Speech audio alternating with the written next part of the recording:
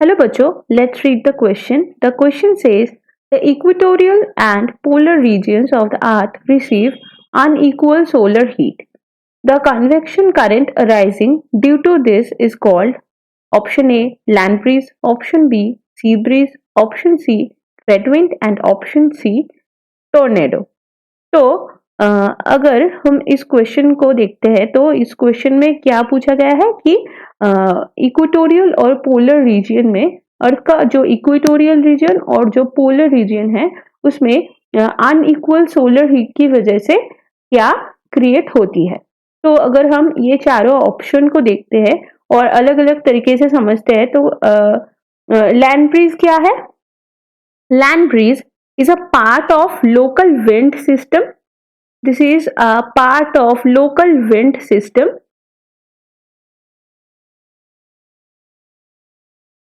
which characterized by a flow from the land to water.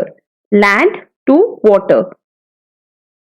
And it is probably it is occurred or usually it is occurred at the night time.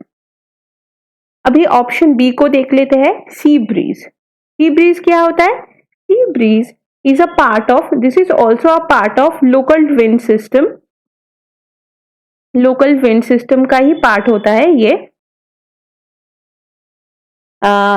This is also a part of local wind system but it is characterized by a flow from the water to land in the morning. Okay, land breeze ये create होता है रात को और sea breeze ये create होता है सुबह को। अभी ऑप्शन जो सी है, ऑप्शन सी क्या है? ऑप्शन सी है ट्रेड विंड।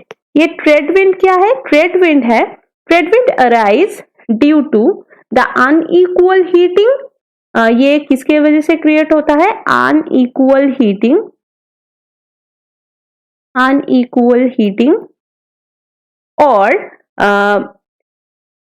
जो अर्थ का जो इक्वेटोरियल और पोलर रीजन में अनइक्वल हीटिंग के वजह से ही ट्रेड विंड क्रिएट होता है।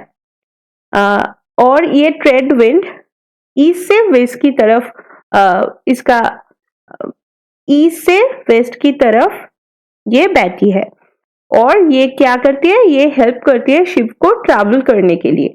और जो ट्रेड विंड नेम भी किसके द्वारा? जो सेलर्स होता है, जो शिप का जो सेलर्स होता है उन लोगों ने ही ये ट्रेड विंड ये नाम दिया था उस विंड का, क्योंकि ये शिप सेलिंग में बहुत हेल्प करता है। तो ये हो गया हमारा ऑप्शन सी ट्रेड विंड। और हमारा जो ऑप्शन 4 है वो है टोर्नेडो। टोर्नेडो क्या है? Tornado is a violently rotating column of air that is in contact with both the surface of the earth and the cloud. वो जो ऐसे घूमते हुए आते हैं वो है होता है जो विंड की जो ऐसे ऐसे जो आता है वो होता है टोर्नेडो। तो ये हो गया हमारा option D.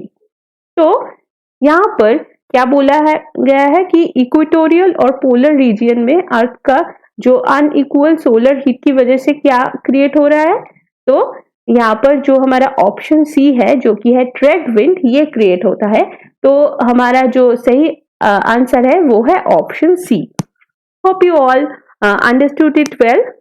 All the best. Thank you.